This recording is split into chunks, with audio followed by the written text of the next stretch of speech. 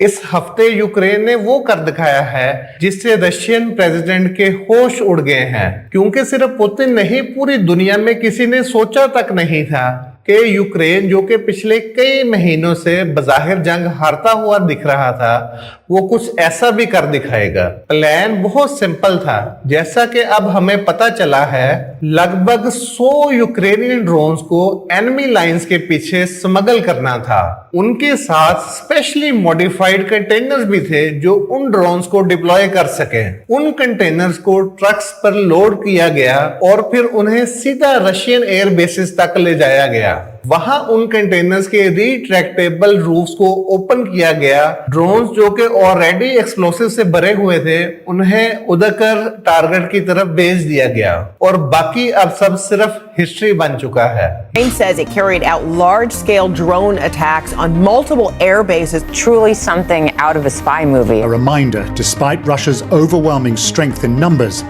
that Ukraine is a resourceful, determined enemy. Ukrainian और Russian social media अब ऐसी video से भरे हुए हैं जो वाइडली सर्कुलेट हो रही हैं और उनमें दिखाया जा रहा है कि यह अटैक और उसका नुकसान। यूक्रेन की एक डोमेस्टिक इंटेलिजेंस एजेंसी के मुताबिक इस अटैक ने तकरीबन $7 बिलियन का नुकसान किया है और रशिया की स्ट्रेटेजिक क्रूज मिसाइल्स कैपेबिलिटी को बैडली कंप्रोमाइज किया है। और यूक्रेन के प्रेसिडेंट के मुताबिक इस मिशन में ऐसी कोवर्ट इन्फिल्ट्रेशन थी जो कि रशियन टेरिटरी में थी, जो अगर सच हो तो शायद अटैक से भी ज्यादा डेयरिंग थी।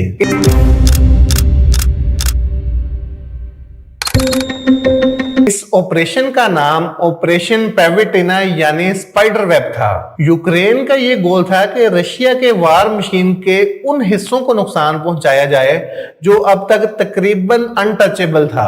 More than 40 aircraft are known to have been hit, including strategic bombers and one of Russia's very few remaining surveillance planes. जो मेन टारगेट थे वो थे रशियन वार प्लेन्स, जो कि यूक्रेन को लॉन्ग रेंज से ही हिट कर देते थे बिना यूक्रेनियन एयर स्पेस में घुसे। इस तरह एंटी एयरक्राफ्ट फायर से दूर रहते थे। यूक्रेन के प्रेसिडेंट के मुताबिक इस ऑपरेशन की प्लानिंग और ऑर्गेनाइजेशन में तकरीबन 1.5 साल तक लगा और जब इसे एग्जीक्यूट किया गया तो हर वक्त ये रिस्क था कि ये ऑपरेशन किसी भी मोड पर फेल ना हो जाए।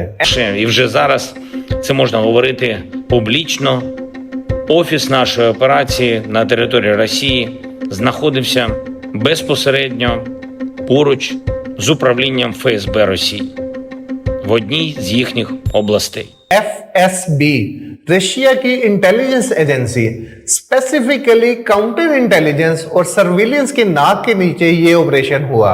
यूक्रेन के मुताबिक ऑपरेशन ने रशिया की आंखों के सामने अपनी जगह बनाई। Hiding right under the nose of the giant. The last place the FSB is likely to look is the apartment building across the street.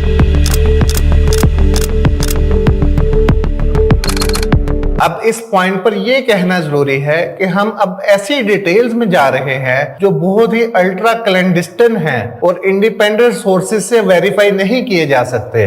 मैं इसीलिए कोशिश करूंगा कि आपको हर पॉइंट पे बताता चलूं कि ये इंफॉर्मेशन मैंने किस सोर्स से गैदर की है, ताकि आप लोग खुद डिसाइड कर सको।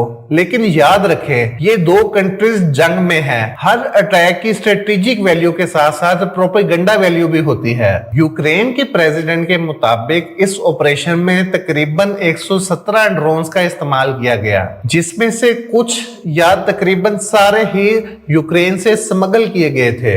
ये बात एसोसिएटेड प्रेस कह रही है। अनवेरिफाइड फोटोज के मुताबिक ये ड्रोन्स वुडन कंटेनर्स के अंदर रूफटॉप्स में छुपाए गए थे। कुछ मीडिया ने इन्हें शेड्स कहा था, लेकिन इनके रूफ रिमोट कंट्रोल से ओपन हो जाता था ताकि ड्रोन्स सीधा ऊपर उड़ सकें। जब ये कंटेनर्स फुली लोडेड थे, इन्हें ट्रक्स के पीछे लोड किया गया और रशिया के एयर बेसिस के पास ले जाया गया। रूफ्स को ओपन किया गया और ड्रोन सीधे टारगेट की तरफ निकाल दिए गए और रशियन इंटेलिजेंस को कुछ पता ही नहीं चला। यूक्रेनियन इंटेलिजेंस की तरफ से पोस्ट की गई एक फोटो में एयरफील्ड का लेआउट भी दिखाया गया है जहां अटैक होना था।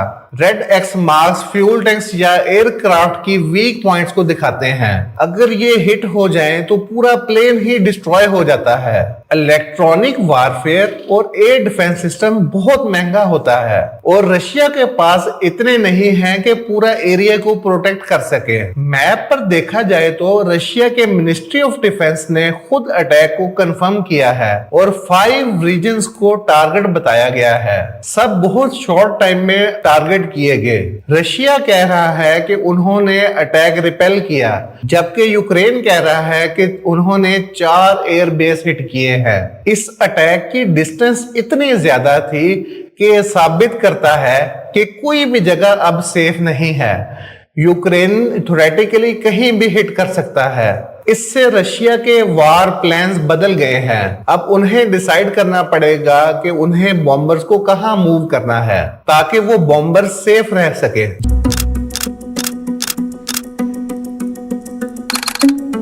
जबकि यूक्रेन के डिफेंस एनालिस्ट कह रहे हैं कि 40 से ज्यादा रशियन वार प्लेन्स हिट हुए हैं। इनमें शामिल है Tu-95 जो कि न्यूक्लियर वेपन्स ले जाने के लिए डिजाइन किया गया था, लेकिन अब क्रूज मिसाइल्स फायर करता है। ये एयरक्राफ्ट हाई एल्टीट्यूड पर जाकर मिसाइल्स को ग्लाइड पाथ पे लॉन्च करता है। यूक्रेन के लिए बेस्ट अप्रोच यही थी कि इन एयरक्राफ्ट को डिस्ट्रॉय किया जाए और वो यूक्रेन ने अब कर दिखाया है। यूक्रेन की सिक्योरिटी सर्विस कह रही है कि इस अटैक में तकरीबन 34% स्ट्रेटेजिक क्रूज मिसाइल्स डिस्ट्रॉय हो चुके हैं। एक्सपर्ट्स कह रहे हैं कि ये एयरक्राफ्ट्स अब रिपेयर नहीं हो सकेंगे। अब वक्त ही बताएगा कि रशिया की वार एफर्ट पर इस अटैक का कितना बड़ा असर पड़ेगा। यूक्रेन ने पहले भी ऐसे सरप्राइज अटैक्स किए हैं, जैसे मोस्कवा वारशिप को सिंक करना और कुर्स्क इन्वेजन, मगर मिलिट्री लेवल पर यूक्रेन आज भी वल्नरेबल है। लेकिन ये एक मेजर प्रोपेगेंडा सक्सेस है और टाइमिंग भी बहुत इंपॉर्टेंट है। ये अटैक उस वक्त हुआ जब यूक्रेन और रशिया के नेगोशिएटर्स इस्तांबुल में मिलने वाले थे सीज फायर पर बातें करने के लिए। एक्सपर्ट्स तो पहले ही कह रहे थे कि इन टॉक से ज्यादा उम्मीद नहीं रखी जा सकती, मगर अब रशिया का स्टांस तो बदलेगा ही या और ज्यादा हार्ड हो जाएगा। दोस्तों, रशिया और यूक्रेन वॉर अब फ्यूचर में किस तरफ जाती है, दोनों ममालिक क्या स्ट्रेटेजिक मूव्स करते हैं, इसको फॉलो करने के लिए हमारी फर्दर वीडियोस भी आती रहेंगी, तो आप उसको भी लाजमी देखिएगा। अल्लाह हाफिज।